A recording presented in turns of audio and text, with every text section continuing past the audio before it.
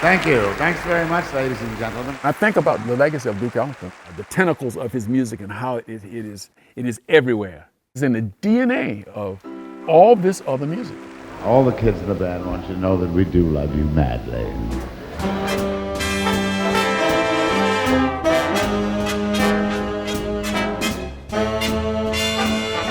Jeg hedder Paul Ellington, og Duke Ellington er min farfar. Og Charlie Young er dirigent for the Duke Ellington Orchestra. I don't take it lightly. I find it to be an awesome responsibility. This is the music from the most revered composer and bandleader in world history. Duke Ellington was right at the ground floor in the creation of this, the concept of big bands. I've been in the orchestra now for over 35 years, and I was hired by Paul's father, Mercer Ellington, back in the 1980s. Folk siger, snakker du dansk? Ja, ja, jeg er født her. Min far, han var lidt fresh ude i Kastrup Lufthavn, og så mødte han en rødhåret Desse, som så flyttede han lidt og spurgte, om hun ville komme til en koncert i Brussels. Og så ville han købe hende en billet, og så hun står der og kigger på sit SAS-skilt og siger, jeg kan jo fandme købe min egen billet. Hvis jeg har lyst til at se dig, så skal jeg nok være der. Hvor spiller du? Okay, hvis du ser mig, så kan vi snakke mere. Så de så hinanden, og så lidt senere, så var de på nogle dates, og så et år senere, så var jeg født. Det gik hurtigt, og de var gift til min far døde på Gentofte Hospital i 96. Han tog mig ud til den første turné, da jeg var 8 år gammel til Japan. Og det blev så en fast ting hvert år, hvor jeg er på tur med ham. Så det er en familie for mig, orkestret. Det betyder også, at folk kan høre musikken og ikke glemmer musikken. Det var vigtigt for min far, og det er selvfølgelig også vigtigt for mig. Will you please tell all of our lovely viewers that I love them madly in Danish? Duke elsker jer alle sammen. Sindssygt. I've listened to the DR Jazz Orchestra a lot on video. A very impressive orchestra. So I looked forward to coming here and have been pleasantly delighted. They come ready to play. They bring their A game because they want to do this. They're excited for me to be here. It's equally like I'm excited to be here.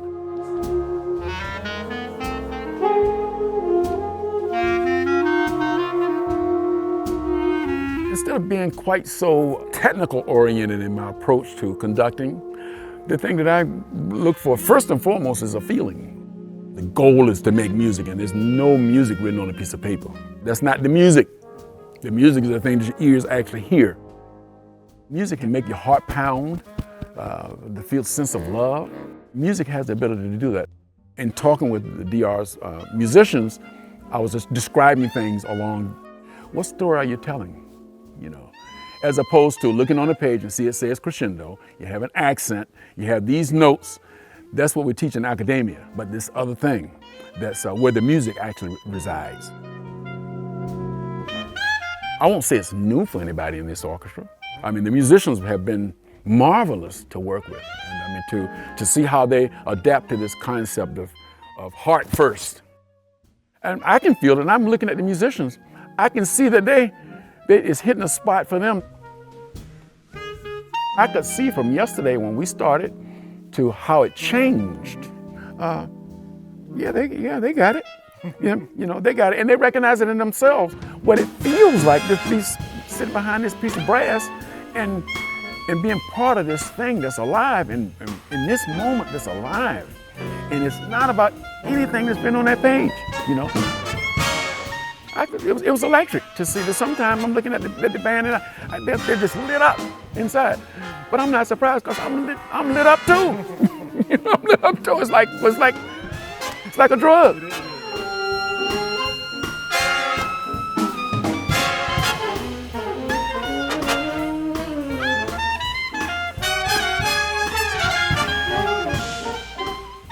Duke Ellington wrote music about real life experiences.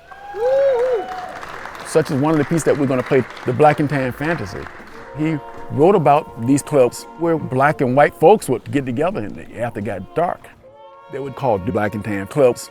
Duke Ellington wrote a piece of music that was to fantasize about the possibility that the nation, the U.S., would be more like the black and tans, where black folks and white folks didn't have the issues of segregation and all the racism that existed. The melody is based on European spiritual music, except in the European spiritual is a major sound, but Duke Ellington decided to put the blues with that melody, something that's very southern part of America. Also, at the end of the song, Duke Ellington used Frédéric Chopin's Funeral March. And then he had this beautiful saxophone sound, this very pretty lyrical sound. He also utilizes this unique voice, that this trombone with the plunger. So you combine all these elements, the stuff that don't supposed to work together, but it works very harmoniously, which in a way that Duke imagined that our nation with all these differences could actually be a little bit more harmonious.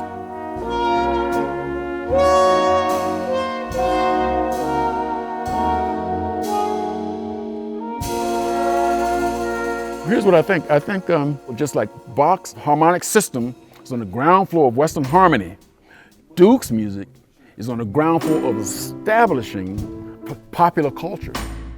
The tentacles of his music, it is everywhere. It is everywhere, in pop, in hip hop, and so many things that we take for granted now, particularly with rhythm and as well as color palette. Not just embracing just the 12 pitches that we use, but really focusing on the way that those colors can be blended. The realization that all sound can be part of music. That growl, that's part of the sound. It's a sound, as well as silence. Duke's music is the one that inspired all that. The rest of it is standing on. So long after anyone will remember anything about his piano playing, his music will still be here. It'll still be. It's in the DNA. How long will we remain human? I think that Duke's music will be around that long. You know, because it's in the DNA of all this other music. You know, so no, Duke's music will be around, I suggest, good gracious, forever. Yeah. Forever. 1, 2, 3.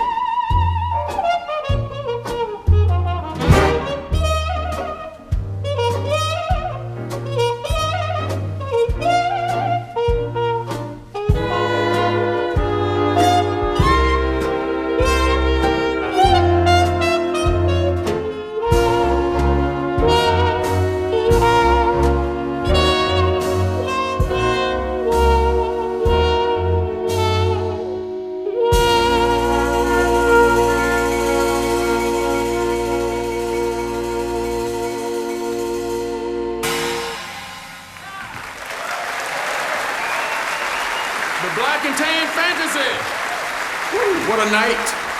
What an orchestra. Thank you very much, Timmy. And again, for me, tell all of our lovely viewers That you love them madly. That we love them madly.